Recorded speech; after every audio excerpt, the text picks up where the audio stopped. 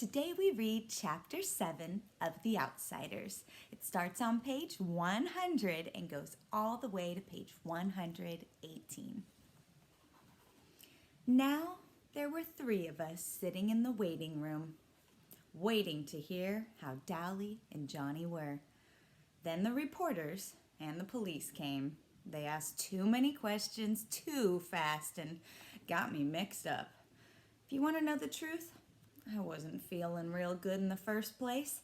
Kinda sick, really. And I'm scared of policemen anyway. The reporters fired one question right after another at me and got me so confused I didn't know what was coming off.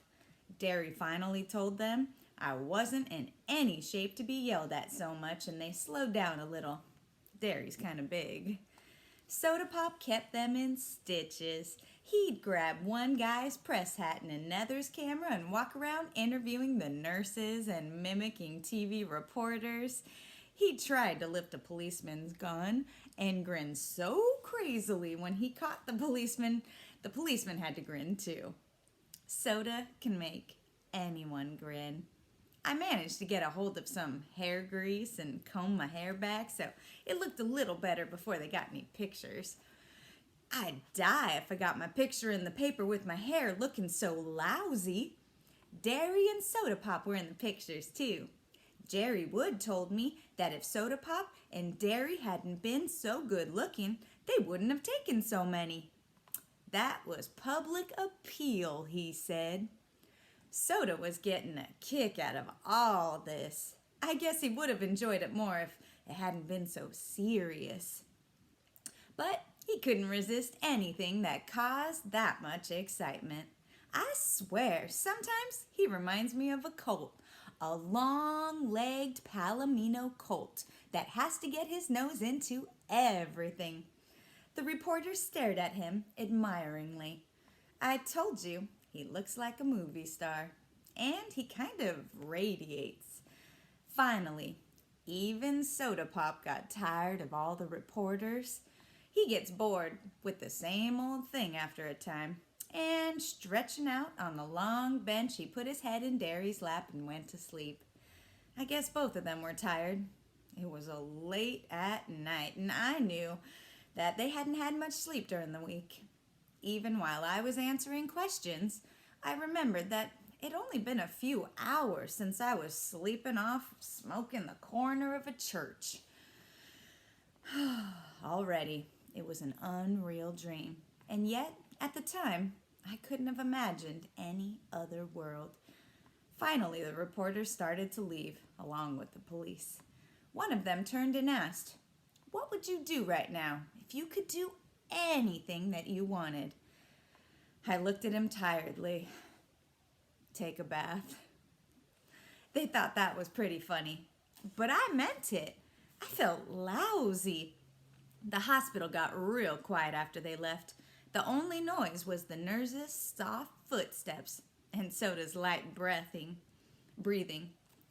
Derry looked down at him and grinned half-heartedly. "He didn't get much sleep this week," he said softly. "He's hardly slept at all." Soda said drowsily. "You didn't either." The nurses wouldn't tell us anything about Johnny and Dally, so Derry got a hold of a doctor. The doctor told us that he would only talk to the family, but Derry finally got it through the guy's head that we were just about as much family as Dally and Johnny had. Dally would be okay after 2 or 3 days in the hospital, he said. One arm was badly burned and would be scarred for the rest of his life. But he'd have full use of it in a couple of weeks. Dally'll be okay, I thought. Dallas is always okay. He could take anything. It was Johnny I was worried about. He was in critical condition. His back had been broken when that piece of timber fell on him. He was in severe shock and suffering from third-degree burns. They were doing everything they could to ease the pain, although since his back was broken, he couldn't even feel the burns below his waist.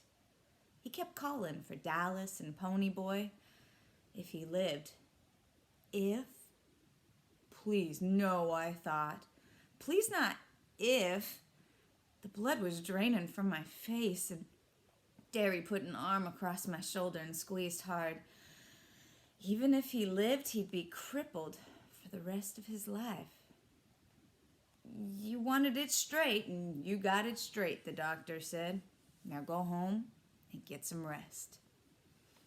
I was trembling, a pain growing in my throat. I wanted to cry, but greasers don't cry in front of strangers. Some of us never cry at all. Like Dally and Two-Bit and Tim Shepard. They forgot how at an early age. Johnny, crippled for life? I'm dreaming, I thought in a panic. I'm dreaming. I'll wake up at home or in the church and everything will be okay, like it used to be. But I didn't believe myself. Even if Johnny did live, he'd be crippled, never play football or help us out in a rumble again. He'd have to stay in that house he hated, where he wasn't wanted, and things could never be like they used to be. I didn't trust myself to speak. If I said one word, the hard knot in my throat would swell up and I'd be crying in spite of myself. I took a deep breath and kept my mouth shut. Soda was awake by then, and although he looked stony-faced as if he hadn't heard a word the doctor said, his eyes were bleak and stunned. Serious reality has a hard time coming through to Soda, but when it does, it hit him hard. He looked like I felt when I had seen that black-haired Soch lying doubled up and still in the moonlight. Derry was rubbing the back of my head softly. Better go home. We can't do anything here. In our Ford, I was suddenly overcome by sleepiness. I leaned back and closed my eyes, and we were home before I knew it. Soda was shaking me gently. Hey, pony boy, wake up. You still gotta get to the house. I said sleepily, and I lay down in the seat. I couldn't have gotten up to save my life. I could hear Soda and Derry, but it was as if it was from some great distance. Oh, come on, pony boy, Soda pleaded, shaking me a little harder. We're sleepy too. I guess Derry was tired of fooling around because he picked me up and carried me in. He's getting mighty big to be carried, Soda said. I wanted to tell him to shut up and let me sleep, but I only yawned. He sure lost a lot of weight, Derry said. I thought sleepily that I should at least pull off my shoes, but I didn't. I went to sleep the minute Derry tossed me on the bed. I'd forgotten how soft a bed really was. I was the first one up the next morning. Soda must have pulled my shoes and shirt off for me. I was still wearing my jeans. He must have been too sleepy to undress himself, though. He lay stretched out beside me, fully clothed. I wiggled out from under his arm and pulled the blanket up over him, and then went to take a shower. Asleep, he looked a lot younger than going on 17, but had noticed that Johnny looked younger when he was asleep too, so I figured everyone did. Maybe people are younger when they're asleep. After my shower, I put on some clean clothes and spent 5 minutes or so hunting for a hint of beard on my face and mourning over my hair. That bum haircut made my ears stick out. Derry was still asleep when I went into the kitchen to fix breakfast. The first one up has to fix breakfast, and the other two do dishes. That's the rule around our house, and usually it's Derry who fixes breakfast and me and Soda who are left to do the dishes. I hunted through the icebox and found some eggs. We like our eggs done differently. I like them hard, Derry likes them in a bacon and tomato sandwich, and Soda Pop eats his with grape jelly. All three of us like chocolate cake for breakfast. Mom never allowed it with ham and eggs, but Derry let Soda and me talk him into it. We really didn't have to twist his arm. Derry loves chocolate cake as much as we do. Soda Pop always makes sure there's some in the icebox every night. And if there isn't, he cooks one up real quick. I like Derry's cakes better. Soda Pop always puts too much sugar in the icing. I don't see how he stands jelly and eggs and chocolate cake all at once, but he seems to like it.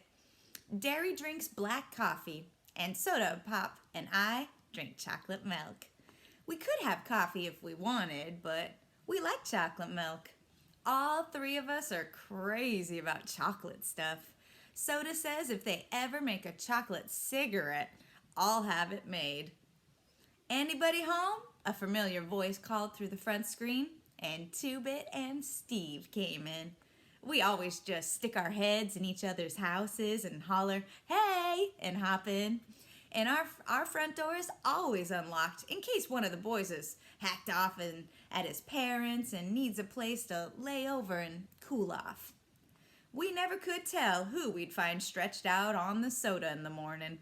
It was usually Steve, whose father told him off about once a week to get out and never come back.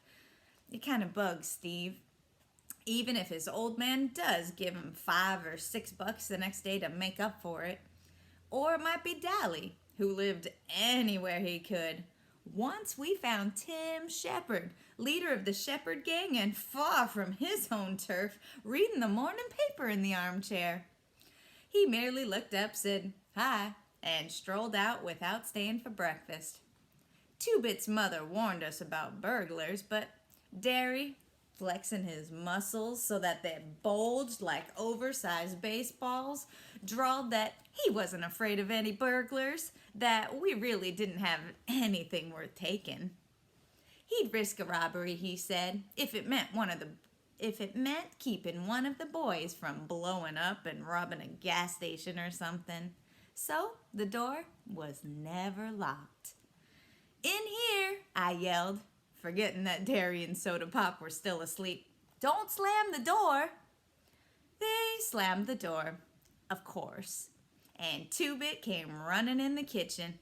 He caught me by the upper arms and swung me around, ignoring the fact that I had 2 uncooked eggs in my hand. "Hey, Boney boy," he cried gleefully. "Long time no see." You would have thought that it'd been 5 years instead of 5 days since I'd seen him last, but I didn't mind. I like old Two-Bit. He's a good buddy to have. He spun me into Steve, who gave me a playful slap on my bruised back and shoved me across the room. One of the eggs went flying.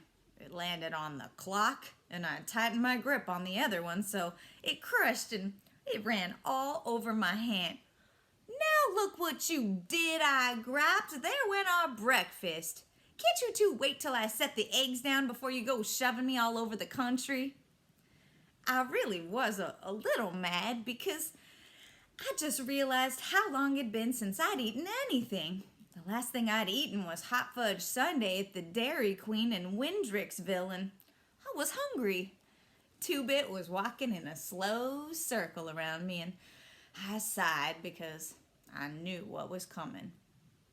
"Man, Dick Baldy here." He was staring at my head and circling me. I wouldn't have believed it. I thought all the wild Indians in Oklahoma had been tamed. "What little squaw's got that tough-looking mop of yours, pony boy?" "Ah, lay off." I said I wasn't feeling too good in the first place. Kind of like I was coming down with something. Two-Bit winked at Steve, and Steve said, "Why'd he have to get a haircut to get his picture in the paper? They'd never believe a greasy-looking mug could be a hero. How could you like being a hero, big shot?" "How do I like what?" "Being a hero. You know." He shoved the morning paper at me impatiently, like a big shot even. I stared at the newspaper. On the front page of the second section was the headline, "Juvenile Delinquents Turn Heroes." "What I like is the turn bit," Two-Bit said, cleaning the egg up off the floor. "Y'all were heroes from the beginning. You just didn't turn all of a sudden." I hardly heard him. I was reading the paper. That whole page was covered with stories about us. The fight, the murder, the church burning, and the socias being drunk. Everything. My picture was there, and dairy, and soda pop. The article told how Johnny and I had risked our lives saving those little kids. And there was a comment from one of the parents who said they would all have burned to death if it hadn't been for us. It was the whole story of our fight with the socias, and they didn't say socias because most grown-ups don't know about the battles that go on between us. They had interviewed Cherry Valance, and she said Bob had been drunk and that the boys had been looking for a fight when they took her home. Bob had told her he'd fix us for picking up his girl. His buddy Randy Anderson, who had helped jump us, also said it was their fault and that we'd only fought back in self-defense. But they were charging Johnny with manslaughter. Then I discovered I was supposed to appear at juvenile court for running away. And Johnny was too, if he recovered. Not if, I thought again. Why do they keep saying if? For once, there weren't any charges against Dally. And I knew he'd be mad because the paper made him out a hero for saving Johnny and didn't say much about his police record, which he was kind of proud of. He'd kill those reporters if he got a hold of them. There was another column about Derry and Soda and me and how Derry worked on 2 jobs at once and made good at both of them. And about his outstanding record at school. It mentioned Soda Pop dropping out of school so that we could all stay together, and that I made honor roll at school all the time, and that I might be a future track star. Oh yeah, I forgot. I'm on the A Squad track team, the youngest one. I'm a good runner. Then it said we shouldn't be separated after we had worked so hard to stay together. The meaning of that last line finally hit me. You mean? I swallowed hard. They're thinking about putting me and Soda in a boys' home or something? Steve was carefully combing back his hair in complicated swirls, something like that. I sat down in a daze. We couldn't get hauled off now. Not after me and Derry had finally gotten through to each other. Now that the big rumble was coming up and we'd settled this Soch Greaser thing once and for all. Not now when Johnny needed us and Dally was still in the hospital and couldn't be out for a rumble. No, I said out loud. And Two-Bit, who was scraping the egg off the clock, turned to stare at me. No what? No, they ain't gonna put us in a boys' home. Don't worry about it, Steve said, cocksure that he and Soda Pop could handle anything that came up. They don't do things like that to heroes. Where's Soda and Superman? That was as far as he got, because Derry, shaved and dressed, came in behind Steve and lifted him off the floor, then dropping him. We called Derry Superman or Muscles at one time or another. But one time, Steve made the mistake of referring to him as all brawn and no brain. Derry almost shattered Steve's jaw. Steve didn't call him that again. But Derry never forgave him. Derry's never really gotten over not going to college. That was the only time I've seen Soda mad at Steve. Although Soda attaches no importance to education, school bored him. No action. Soda came running in. Where's that blue shirt I washed yesterday? He took a swig of chocolate milk out of the container. Hate to tell you, buddy, Steve said, still flat on the floor. But you gotta wear clothes to work. There's a law or something. Oh yeah, Soda said. Where's those wheat jeans too?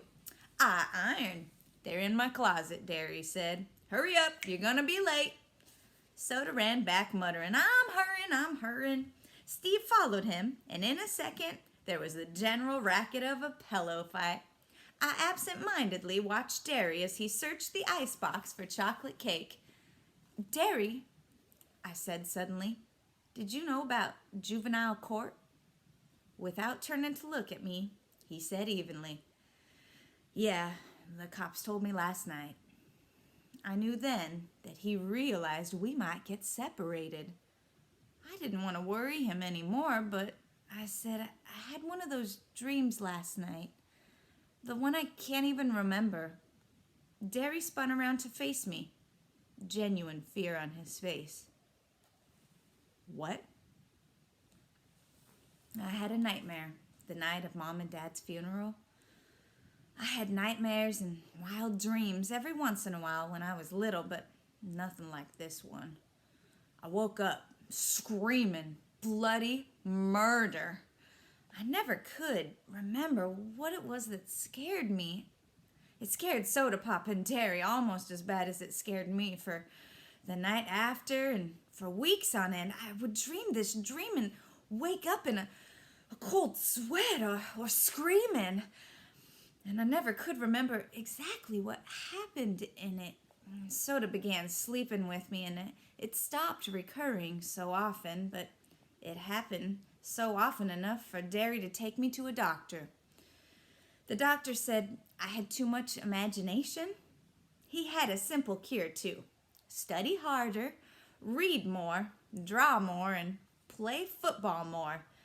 After a hard game of football and 4 or 5 hours of reading, I was too exhausted mentally and physically to dream anything. But Derry never got over it, and every once in a while, he would ask me if I dreamed it anymore. Was it very bad? Two-Bit questioned. He knew the whole story, and having never dreamed about anything but blondes, he was interested. "No," I lied.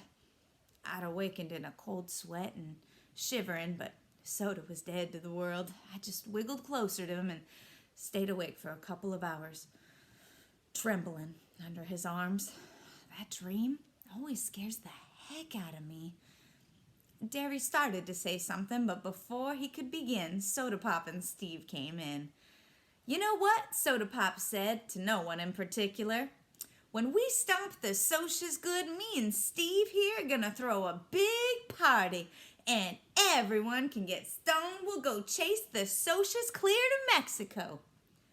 "Where you gonna get the dough, little man?" Derry found the cake and was handing out pieces.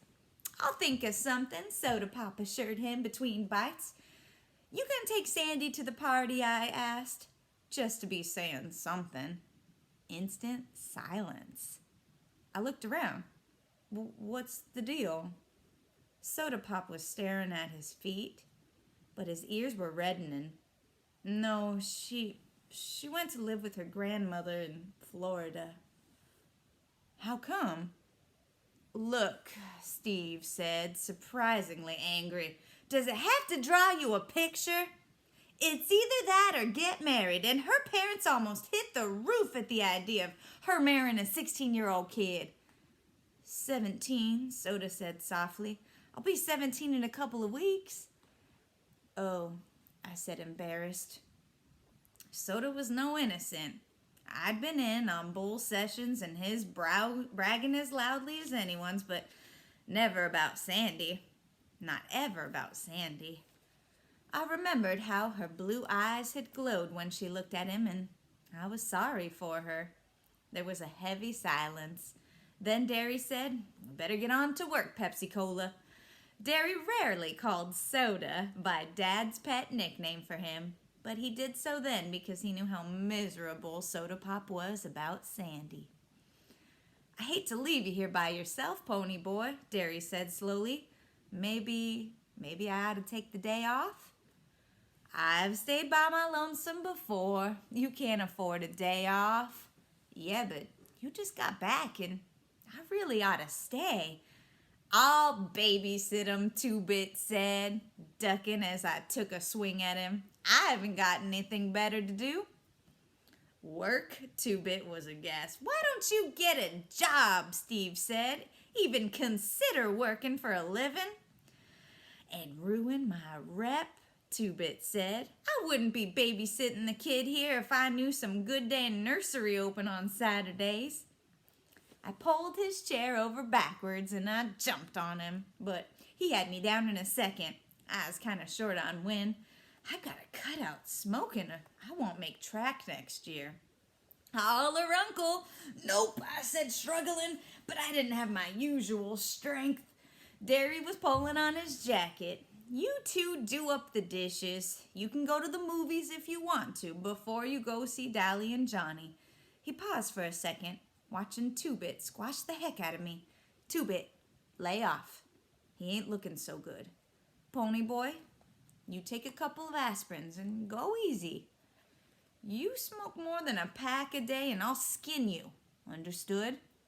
Yeah, I said, getting to my feet. You carry more than one bundle of roofing at a time today and me and Soto'll skin you. Understood? He grinned, one of his rare grins. Yeah, see y'all this afternoon. Bye, I said, and I heard our Fords vroom and thought Soda's driving, and they left. Anyway, I was walking around downtown and started to take this shortcut through the alley. Two-Bit was telling me about one of his many exploits while he did the dishes. While I did the dishes. He was sitting on the cabinet sharpening that back-handled switchblade he was so proud of. And I ran into 3 guys. I says, howdy, and they just look at each other. Then one says, we would jump you. But since you're as slick as we figure you don't have nothing worth taking, I says, buddy, that's the truth. And I went on. Moral, what's the safest thing to be when one is met by a gang of social outcasts in an alley? A judo expert, I suggested. No, another social outcast, Two-Bit yelped and nearly fell off the cabinet from laughing so hard. I had to grin too. He saw things straight and made them into something funny. We're gonna clean up the house, I said. The reporters or police or somebody might come by. And anyway, it's time for those guys from the state to come by and check up on us. This house ain't messy. You ought to see my house. I have. And if you had the sense of a billy goat, you'd try to help around your place instead of bumming around. Shoot, kid, if I ever did that, my mom would die of shock. I liked Two-Bit's mother. She had the same good humor and easygoing that he always did. She wasn't lazy like him, but she let him get away with murder. I don't know, though. It's just about impossible to get mad at him. When he'd finished, I'd pull on Dally's brown leather jacket. The back was burned black, and we started for 10th Street. I would drive us, Two-Bit said as he walked up the street, trying to thumb a ride. But the brakes are out on my car. Almost killed me and Kathy the other night. He flipped the collar of his black leather jacket up to serve as a windbreaker while he lit his cigarette. You ought to see Kathy's brother. Now there's a hood. He's so greasy he glides when he walks. He goes to the barber for an oil change. Not a haircut. I would have laughed, but I had a terrific headache. We stopped at the Tasty Freeze to buy Cokes and rest up, and the blue Mustang that'd been trailing us for 8 blocks pulled in. I almost decided to run, and Two-Bit must have guessed this, for he shook his head ever so slightly, tossed me a cigarette. As I lit up, the socius who jumped Johnny and me at the park hopped out of the Mustang. I recognized Randy Anderson, Marcia's boyfriend, and the tall guy that almost drowned me. I hated them. It was their fault Bob was dead. Their fault Johnny was dying. Their fault Soda and I might be put in a boys' home. I hated them as bitterly and contemptuously as Dally Winston hated. Two-Bit put an elbow on my shoulder and leaned against me, dragging on his cigarette. You know the rules. No jazz before the rumble. he said to the Socs. We know, Randy said. He looked at me. Come here. I want to talk to you. I glanced at Two-Bit. He shrugged. I followed Randy over to his car, out of earshot from the rest. We sat there in his car for a second, silent. Golly, that was the toughest car I had ever been in. I read about you in the paper, Randy finally said. How come? I don't know. Maybe I felt like playing hero. I wouldn't have. I would have let those kids burn to death. You might not have. You might have done the same thing. Randy pulled out a cigarette and pressed the car lighter. I don't know. I don't know anymore. I would never have believed a greaser could pull something like that. Greaser didn't have anything to do with it. My buddy over there wouldn't have done it. Maybe you would have done the same thing. Maybe a friend of yours wouldn't have. It's the individual. No, I'm not going to show at the Rumble tonight, Randy said slowly. I took a look at him. He was 17 or so, but he was already old, like Dallas was old. Terry had said her friends were too cool to feel anything, and yet she could remember watching sunsets. Randy was supposed to be too cool to feel anything, and yet there was pain in his eyes. I'm sick of all this. Sick and tired. Bob was a good guy. He was the best buddy I ever had. I mean, he was a good fighter and tough and everything. But he was a real person.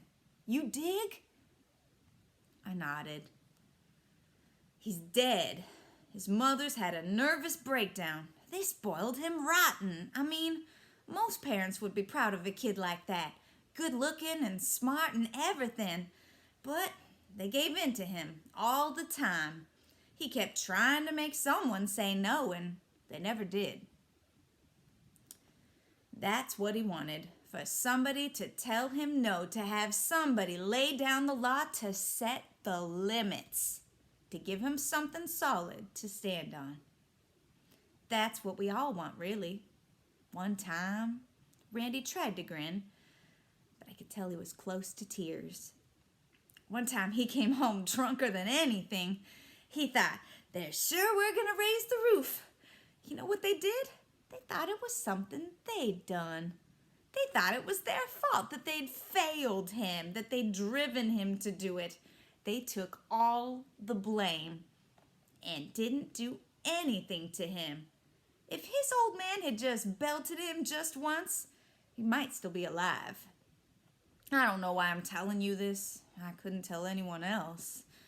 My friends, they think I was off my rocker for turning soft. Maybe I am. I just know that I'm sick of this whole mess. That kid, your buddy, the one that got burned, he might die. Yeah, I said, trying not to think about Johnny. And tonight, people get hurt in rumbles. Maybe killed. I'm sick of it because it doesn't do any good. You can't win. You know that, don't you? And when I remained silent, he went on. You can't win. Even if you whip us, you'd still be where you were before, at the bottom. And we'd still be the lucky ones with all the breaks. So it doesn't do any good. The fighting and the killing, it doesn't prove a thing.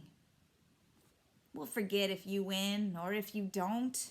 Greasers will still be greasers and Socs will still be Socs. Sometimes I think it's the ones in the middle that are really the lucky stiffs. He took a breath. So I'd fight if I thought it'd do any good. I think I'm going to leave town. Take my old Mustang and the dough I can carry and get out. Running away won't help. Oh, hell, I know it, Randy half-sobbed, but what can I do? I'm Mark Chicken if I punk out at the Rumble, and I'd hate myself if I didn't. I don't know what to do. I'd help you if I could, I said. I remembered Cherry's voice. Things are rough all over. I knew then what she meant. He looked at me. No, you wouldn't. I'm a Soc. You get a little money and the whole world hates you. No, I said. You hate the whole world. He just looked at me. From the way he looked, he could have been 10 years older than he was. I got out of the car. You would have saved those kids if you had been there, I said. You'd have saved them the same way we did. Thanks, Grease, he said, trying to grin. Then he stopped. I didn't mean that. I meant, thanks, kid. My name's Pony Boy, I said. Nice talking to you, Randy. I walked over to Two-Bit, and Randy honked for his friends to come get in the car. What'd he want? Two-Bit asked. What'd Mr. Super Soch have to say? He ain't a Soch, I said. He's just a guy. He just wanted to talk. You want to see a movie before we go see Johnny in Dallas? Nope, I said, lighting up another weed. I still had a headache, but I felt better. Soches were just guys after all. Things were rough all over. But it was better that way. That way you could tell the other guy was human too.